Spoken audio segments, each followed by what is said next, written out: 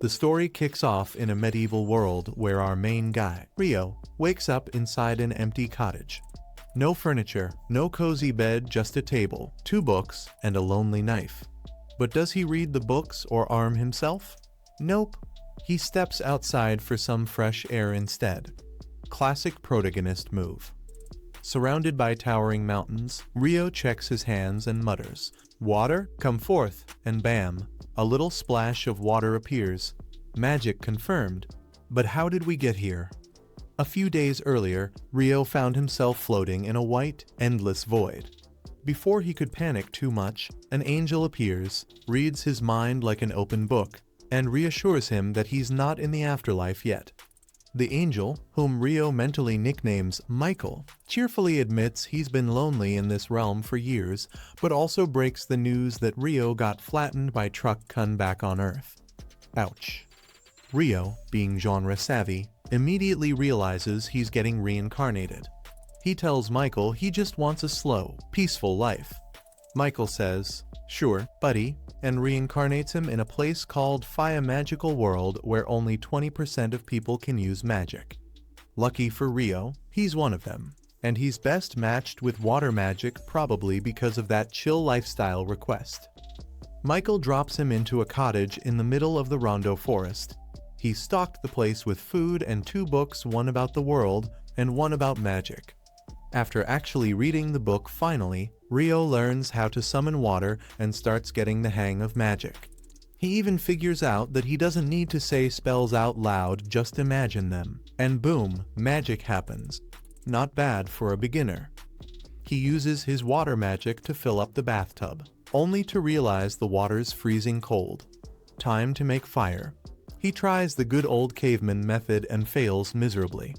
But then, using some high school chemistry, he splits water into hydrogen and oxygen, accidentally freezes it into ice, then uses the ice as a magnifying glass to focus sunlight and start a fire. Fire unlocked. Bath achieved. Clean and relaxed, he realizes he'll soon run out of food. But going outside means monsters, and that tiny knife Michael gave him isn't going to cut it literally. So, he starts working on attack spells. His first attempt, Water Ball, is about as threatening as a water balloon. He tweaks it into Water Jet, but it still can't damage a tree. He switches focus to Ice Magic Stronger, but way harder to control. After days of trial and error, he becomes decent enough to form ice crystals, even if he still can't shoot them like projectiles. With time running out, he sharpens one into a makeshift spearhead and ventures into the forest. While gathering herbs, a lesser boar charges at him. Rio freezes in fear, pun intended, but just before becoming bacon bait, he snaps out of it, slides away, ices the ground, and skewers the boar with icicles. Victory, sort of. Turns out, lesser boars are the weakest monsters in the forest. Back home, he reads up on more monsters. Dragons? Run. Akuna? Don't even try. Just pray. Still, Rio's not giving up. The next day, he finds some fruit, and just when things are looking up, an assassin hawk dive bombs him. It uses invisible air magic, and he realizes running is pointless. So he traps it in ice. Thinks it's dead. Surprise? It's not. The hawk escapes with only one eye. Days pass. Rio trains like crazy, fighting weak monsters, fishing, refining his ice powers until he can slice through mountains. But every night, he returns to where he saw a Dullahan, a spooky, headless warrior with smoke pouring from its neck. They spar regularly, and while Rio keeps losing, he suspects the Dullahan is trying to make him stronger. One day, the Dullahan forges an ice sword and silently offers it to him. Rio accepts. Teacher vibes achieved. Then, the hawk comes back. Bigger, blacker, and angrier than ever. Yep, it evolved. It blasts through all of Rio's defenses like paper. In desperation, Rio grabs the Dullahan's sword and finally defeats the hawk for good. He gives it a moment of respect, realizing it evolved just to fight him. A worthy rival. But the world's not done with surprises. A dragon shows up and talks. Telepathically. Rio's shocked. The dragon's shocked he can use telepathy again. They have a chat, and when Rio shows the ice sword, the dragon instantly recognizes it. It's the sword of the Fairy King. Wait, what? The dragon asks what Rio did to earn such a gift, but Rio has no clue. They part ways, and Rio continues living his not-so-slow life. Meanwhile, Mr. Angel upstairs checks Rio's status screen and realizes he missed something huge. Rio has eternal youth. The last guy didn't have that, so Michael didn't notice. And as Rio enjoys his new powers, a mysterious red-haired boy washes up by the riverbank. Who is he? One day, Rio heads down to the beach. When he gets there, he finds a wrecked ship just chilling on the sand. Curious, he checks it out and spots a guy lying next to it. But then, from the other side of the beach, he hears someone groaning. Turns out, someone did survive. That survivor is Abel, who thought he was going to die at sea after a giant sea monster wrecked his ship during a massive storm. But plot twist, he wakes up in a warm bed, all his stuff neatly placed on a nearby table. He grabs his gear and heads outside, hoping to get his bearings, but all he sees is trees. Right then, Rio strolls out of the house like it's totally normal to be living in the middle of nowhere, half naked in a loincloth. Abel's confused and also mildly concerned about Rio's fashion choices, but before asking anything too rude, he thanks him for saving his life. Rio shrugs it off, saying all he did was carry Abel home. Unfortunately, Abel was the only one left alive. Abel isn't too broken up about it, though they were all illegal smugglers. Rio doesn't totally get what a smuggler is, but whatever time for lunch, Abel's clearly starving. Over their meal, Abel can't hold it in anymore and asks why Rio is dressed like a caveman. Rio calmly explains that he's broke and also isolated. There's literally nowhere nearby to buy clothes even if he had money. Abel's surprised, but honestly impressed. For a guy living in the woods with no resources, Rio's got it pretty together. Abel asks if the meat they're eating was caught with that knife on the table, but Rio says that's just for butchering.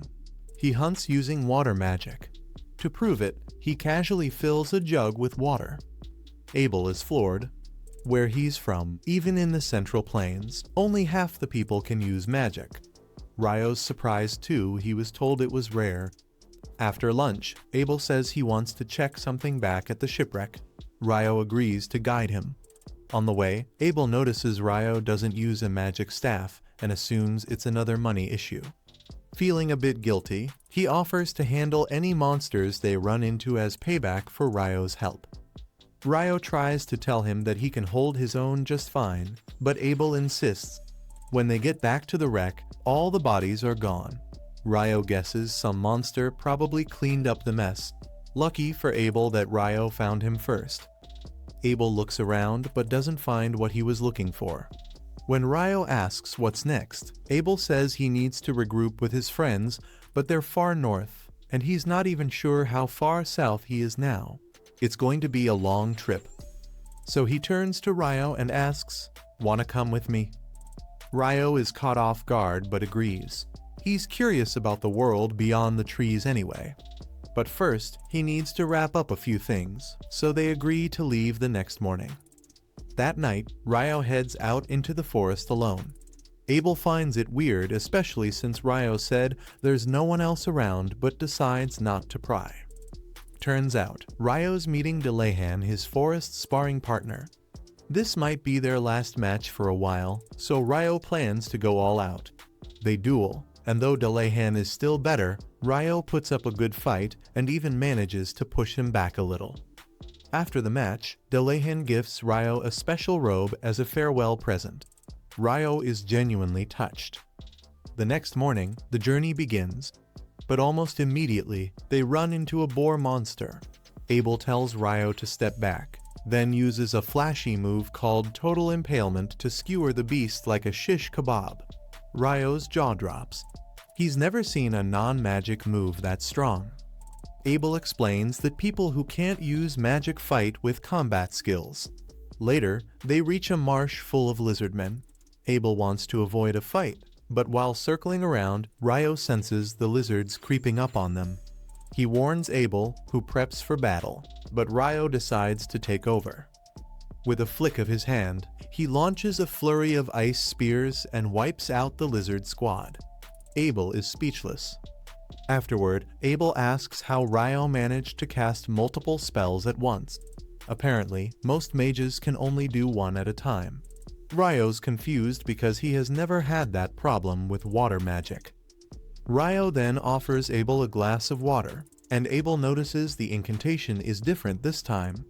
When asked why, Ryo just plays it cool. Truth is, he doesn't need incantations. Eventually, they leave the forest and enter rocky terrain, only to find out they've accidentally wandered into a rock golem hotspot.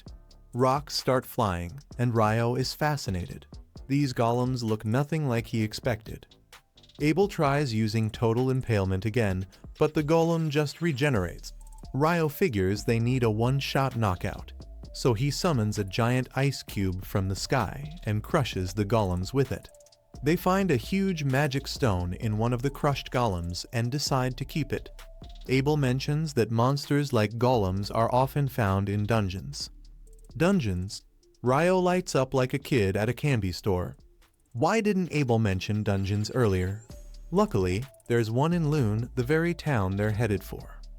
On the way, they chat about dwarves and elves. Dwarves are short, strong, and love crafting. There are a bunch in Lune. Elves, on the other hand, mostly stay in forests and avoid people. Abel only knows one in Lune. Suddenly, Ryo senses something terrifying. A giant griffin appears. Yeah, they're in trouble. Thinking fast, Ryo tosses out some meat. Abel follows suit. The griffin snatches up the snacks and flies away, apparently satisfied. Abel says griffins haven't been seen near human lands in centuries, so if they're showing up here, that mountain is probably holding back all kinds of nightmare fuel. And sure enough, their next encounter is a flock of wyverns. Abel wants to detour, but Ryo's had enough. He jumps out and slams the wyverns with icicle spears like he's playing Whack-A-Dragon. Abel is amazed. Normally, it takes 20 adventurers to take down even one wyvern. After hacking their way through more beasts, they finally reach the other side of the mountain. Ryo and Abel are back on the road, arguing like an old married couple over whether fighting wyverns was a good idea. Ryo? Totally cool with it. Abel? Never wants to see another flying lizard again. Still, he's glad Ryo did it, since they now have a whole bag of shiny magic stones worth a fortune. Eventually, they head far north and spot a narrow road up ahead. Classic clue that a town's nearby. Abel, seeing that the road leads straight to something that looks like Mount Everest, votes to go west instead. He seems to recognize the snowy mountains but keeps it to himself. All he tells Ryo is that following the path east leads to a town called Kayati. Ryo's hyped he's dying to sleep in an actual bed. Abel's surprised that Ryo, the monster fighting caveman, enjoys soft pillows and hot food. Abel starts telling him about Kayati's local food, saying its chef's kiss amazing. When they arrive, they hit up a restaurant. While Ryo stuffs his face with curry and rice, Abel explains how adventurer guilds work. Register, get an ID, trade loot, and gain access across the country. Ryo's intrigued, especially when he hears that being an alchemist helps, and since he's a chemistry nerd, he's already sold. While eating, he's also stunned that this fantasy world has curry. He whispers to himself that in most isekai anime, the hero has to invent modern food from scratch. Here, it's already on the menu. Blessed. Ryo becomes a total curry mukbanger, ordering seconds, thirds. You get the picture. The next morning, he's still gushing about it, making Abel wonder if this guy ever ate real food before. When Ryo jokes that Abel might be hiding more delicious secrets, Abel reacts a little too weirdly suspicious. On the way to their next town, Lon, they stroll through peaceful farmlands. At the gate, the guard is shocked to see Abel alive. News had spread that he was missing. Abel has no time to explain and just says Ryo saved him. The guard shakes Ryo's hand like he's a national hero. Since Ryo's not registered, Abel pays his entry fee again. As they walk in, Rio realizes Abel is kind of a big deal around here. They head straight to the Adventurers Guild. Abel explains the ranking system, saying Rio can probably skip F rank thanks to his endorsement. He might even start at D rank. Abel also warns that dumping all their magic stones at once could crash the economy, so they'll talk to the guildmaster first. The moment they enter the guild, it's like a celebrity just walked in. Everyone is ecstatic that Abel's alive. Rio, not wanting to get in the way of the Abel fan club, steps outside for a walk. That's when an elf girl spots him and notices his clothes, calling them the Fairy King's outfit. Rio's like, "Fairy, what now?" But she's in a rush and leaves, promising they'll meet again. Abel finds him and pulls him back inside, publicly introducing Rio as the hero who saved his life. After the crowd settles down, they go to the receptionist. Abel pulls rank and asks her to register Rio as a D-rank adventurer. She's stunned. No one from Abel's elite Crimson Sword party has ever done this before. She agrees, but says Rio still needs to do a physical assessment. Meanwhile, Abel wants to meet the guildmaster, Hugh, the loud and excitable guildmaster, who crashes into the room thrilled to see Abel alive. Abel asks if surviving that mountain death trap is enough proof of Rio's skills. Hugh agrees and says they'll bump Rio's rank. Before they can finish, Abel's old teammates Lynn, Warren, and Ria barge in. Lynn drops to her knees in shock, crying tears of disbelief.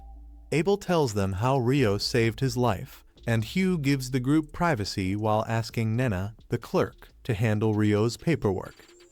After some Q&A with Nena skills, level, dungeons, etc., Rio signs up for a dungeon class, learns there's a clock in the city WoW, and finds out he can stay in the guild lodge for 300 days. He registers, prints his adventure card, and heads out. Hugh tells Abel how chaotic things were while he was gone.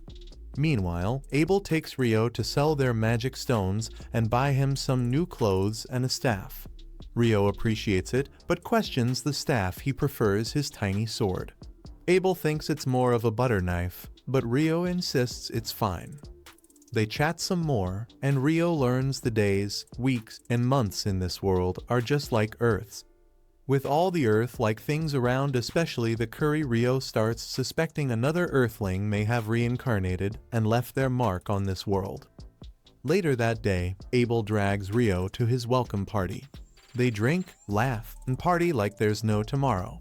The next morning, Rio is hungover and gets escorted back to the lodge by Nana, who teases him about Abel's brother, Ra, clinging to him all night out of gratitude. At the lodge, Na introduces Rio to his new roommates Niels and Ito. Niels instantly starts simping over Na, while Ito rolls his eyes and greets Rio instead. They all agree to keep things chill between them. Then Na brings in one more roommate, Ian, a 16-year-old who lost her parents and now wants to become an adventurer. Rio's now got a full adventuring squad in his dorm. Meanwhile, Abel tells his team just how insane Rio's magic is. Ice magic. No staff, wyvern slaying. Lynn is in denial. That kind of magic, she says, defies all logic. Ria mentions a legend, the Inferno Magician. But that's just a fairy tale, right? They worry about Rio's power and wonder if he might join the Empire. Abel reassures them that's not happening. Rio hates the Duhai Empire with a passion. Back at the lodge, Rio laughs and jokes with his new roommates, quietly amazed at how crazy his life has become. The next day, the teacher wraps up the intro course after 5 intense days of dungeon training. Now it's time for the real deal, their first trip into an actual labyrinth. Ammon's nervous, but Rio tells him to relax or he'll burn out before they even begin. Before heading out, the teacher answers a clever question from Rio about jumping straight to already cleared levels. Turns out, that's a thing, just not here. Loun's Cavern doesn't allow shortcuts, and even then, it's mostly a southern region rumor. As they approach the dungeon, the teacher drops a fun fact. The entire city was built around this giant labyrinth. Every few years, monsters inside multiply like crazy in an event called the Roar of the Depth. Sometimes, they even crawl out into the city. hence the double walls. At the entrance, they skip the usual registration perks of being students, and the tutor tells them the first floor is pretty tame. They can roam freely, but shouldn't stray too far. Exploring the caves, Rio suddenly senses danger. He freezes the threat with ice magic so Ammon can strike. Turns out it's a soldier ant way too tough for a first-floor enemy. Still, Rio's frost lances and Ammon's sword skills get the job done. They even harvest a magic stone because, hey, adventuring has bills too. Later at the dorm, their roommates cheer their first dungeon run. Niels grumbles about the drink not being alcohol, and Ido reminds him it's dorm rules. They're all surprised the duo beat a soldier ant, but Rio calls it teamwork. Planning their next dive, Rio offers to go as deep as the third layer with Ammon, who's thrilled. But Rio admits that Soldier Ant was out of place. It shouldn't be on the first floor. Niels agrees. Then Bam Abel, leader of the Scarlet Sword, walks in like a celebrity. Everyone fanboys for a second. Abel gives them some sage advice. A real adventurer's best weapon is survival. When his teammates drag him off to report to the guild master, his comrade Lin gives Rio a long, unreadable look. Later, she admits to being curious Rio might just be the real deal. The next day, Rio and Ammon hit Layer 3.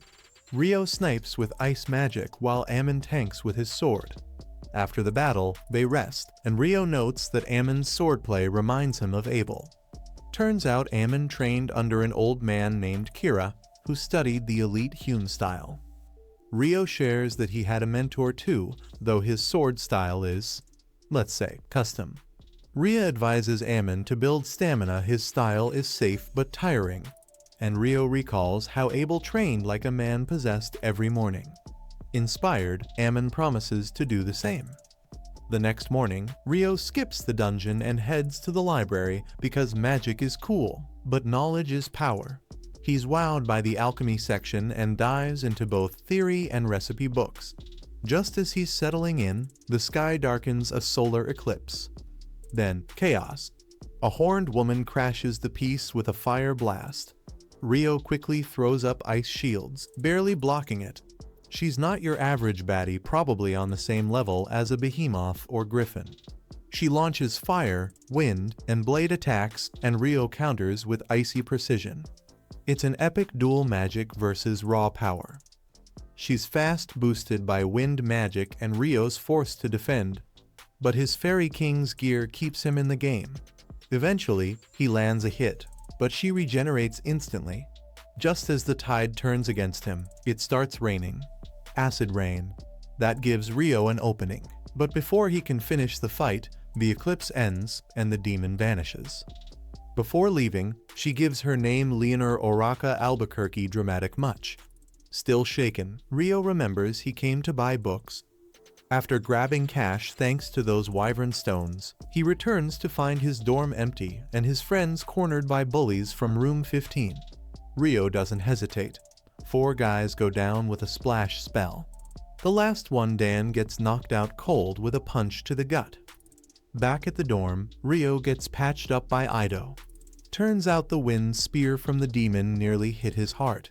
When asked what happened, Rio just says, "Another time." Deep in thought, he realizes there's a lot more to this world than dungeons and demons. Phelps retreats, his attacks useless, while Abel presses on. Using his shadow technique, he dodges the Goblin King's strike and lands a blow to its chest. Not enough to finish it, but that's Lin's cue. With her charged wind bullet, she blasts the king full of holes, ending the fight. Everyone heads back to the guild to celebrate. By the time Rio shows up, he has no clue why the place is so lively. While the adventurers party, the poor guild master is buried under mountains of paperwork, filing reports, calculating payouts, and bracing for the royal researchers who will inevitably show up to poke around the tidal bore.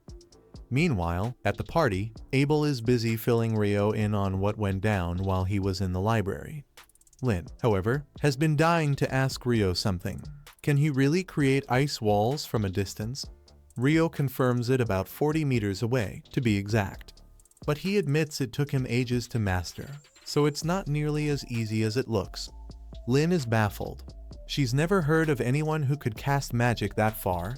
Curious, she asks if it's some kind of original spell, and what incantation he uses. Rio shrugs. He says he just makes the words up on the spot, so she can chant whatever she wants.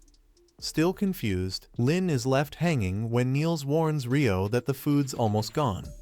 As Rio runs off to grab a plate, Abel explains that Rio doesn't even need incantations, he just uses them because he thinks they sound cool.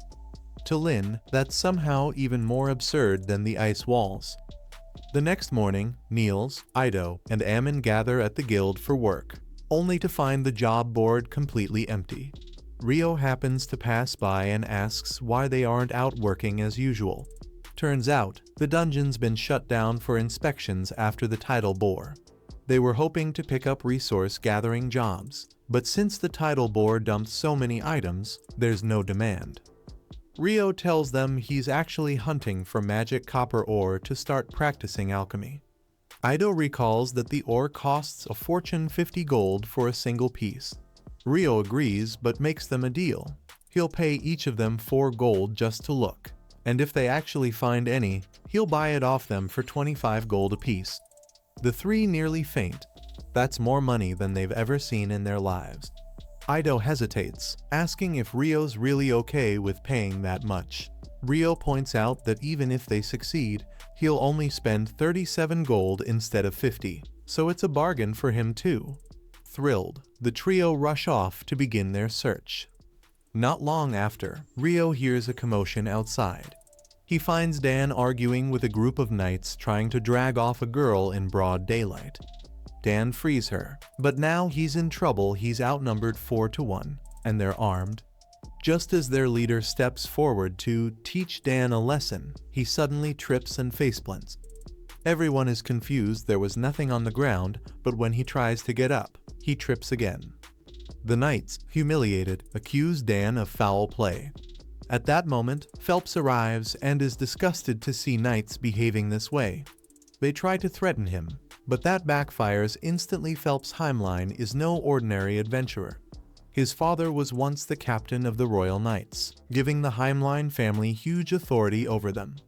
Realizing they've picked the wrong fight, the knights quickly retreat. Phelps, however, notices Rio quietly watching and realizes he was the one making the knights trip. Abel had told him about Rio's magic, but seeing it firsthand still left him stunned. Out of gratitude, Phelps keeps Rio's involvement to himself. That night, while eating at the tavern, Rio runs into Abel oddly without his party. Rio teases him about sneaking off to the red light district, which makes Abel panic. After some back and forth, Rio figures out Abel secretly has a crush on Ria, despite Abel's frantic denials. Changing the subject, Abel admits he actually is going to the red light district, but not for fun. The corrupt knights Rio saw earlier are regulars there, and Abel wants to stop them before they hurt someone. On their way, Rio spots 2 shady adventurers in black cloaks, people he's never seen before. Abel says outsiders sometimes come to explore the dungeon, but with it closed, it's suspicious. The cloaked pair immediately flee once they notice Rio and Abel watching. Later, the 2 heroes deliberately walk into a dark alley and, sure enough, get ambushed by the cloaked adventurers. But Rio had already anticipated this, so he casually drops ice on their heads. They hand the group over for interrogation, but it's clear something bigger is brewing. Elsewhere, Phelps lures the corrupt knights into a trap. With Shenna's paralytic needles immobilizing them, he coldly declares that they've disgraced knighthood long enough. Her fire magic burns them to ash, leaving nothing behind. The next morning, the research team from the capital arrives just as Hugh predicted and immediately starts making a mess. Clive, the arrogant leader, seizes the town's food supplies and demands the dungeon be reopened with adventurers to guard him. Hugh argues it's dangerous, but Clive insists. Finally, Hugh agrees, but warns that if anything goes wrong, the blame falls on Clive alone. Clive reluctantly accepts. Around noon, Rio is on his way to eat when a girl runs up, asking for directions to the Adventurers Guild. He guides her there. Her name is Natalie Schwarzkopf, and she delivers a request for Abel's party to escort the researchers into the dungeon. Rio is surprised the dungeon's being reopened at all, but Abel isn't. He explains that decades ago, after a tidal bore, an rank party was sent down and not one of them returned, not even their near S-rank leader.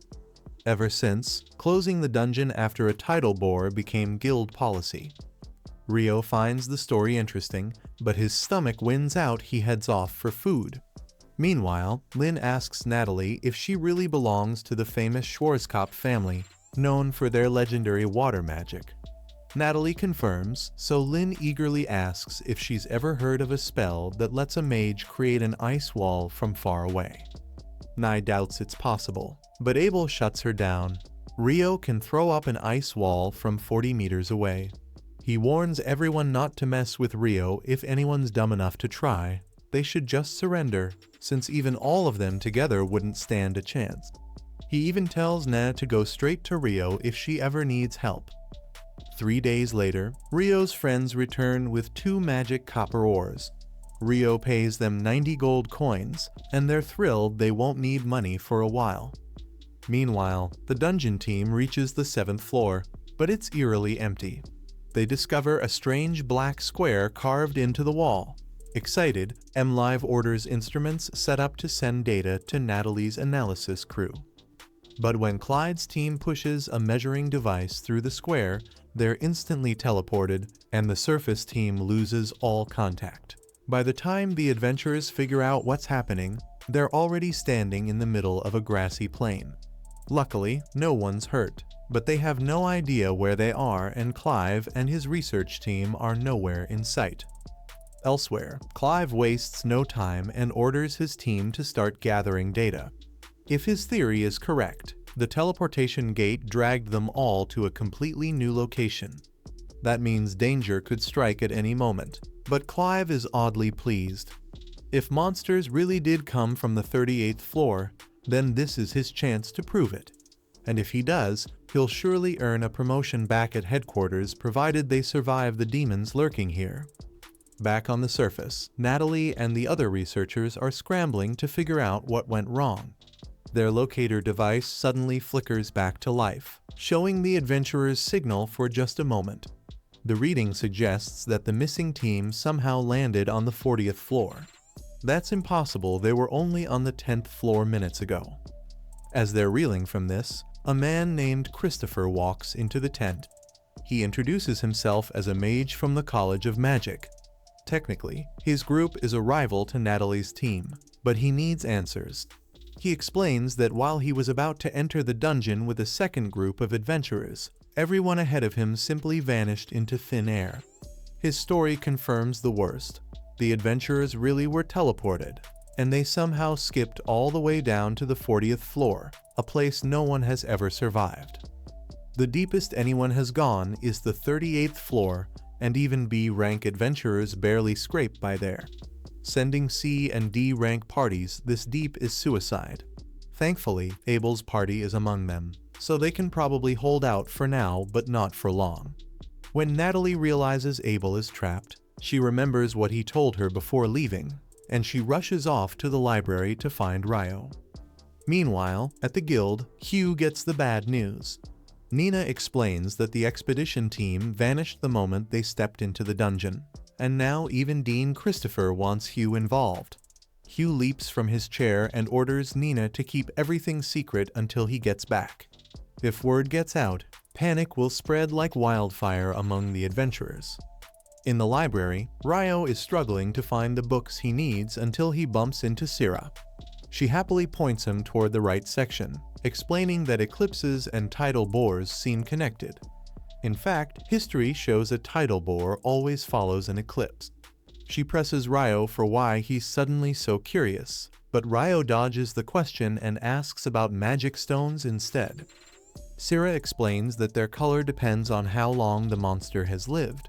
That catches Rio's attention because during the last tidal bore, all the monsters dropped clear stones, meaning they had only just spawned.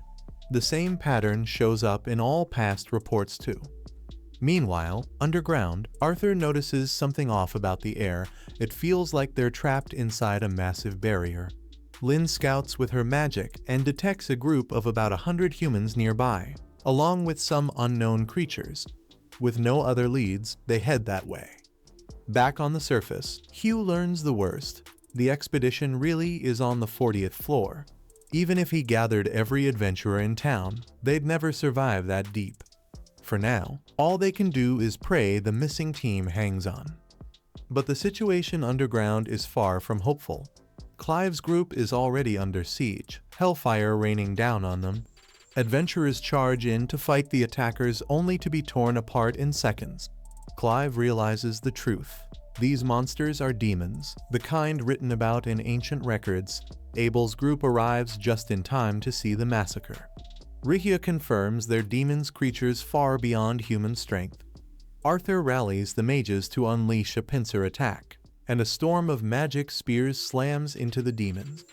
The spells break through, but mana is limited, and the adventurers won't last long. Abel takes the lead, charging in with his sword while Warren shields the team. They manage to cut down a few demons, but soon only Abel is left standing. Then Rihia spots something terrifying. The leader is a demon prince, the juvenile form of a demon lord. According to records, only a hero could ever defeat one. Abel steals himself anyway, but the demon prince is far too fast. It disarms him instantly, and Abel knows he's hopelessly outmatched. Clive blasted the demon prince with a powerful spell from across the field, but it barely scratched him. Worse, the rest of the demons turned their attention to Clive's group, shattering his shield and leaving them exposed to the flames. Things were only going downhill, so Abel went all in, activating his zero-turn skill. He deflected the demon prince's blade, spun on a dime, and aimed straight for its neck. But the prince wasn't fooled. With a swift dodge, it knocked Abel flying.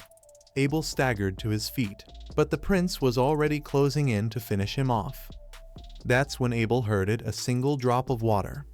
Then, out of nowhere, Ryo crashed down from the ceiling.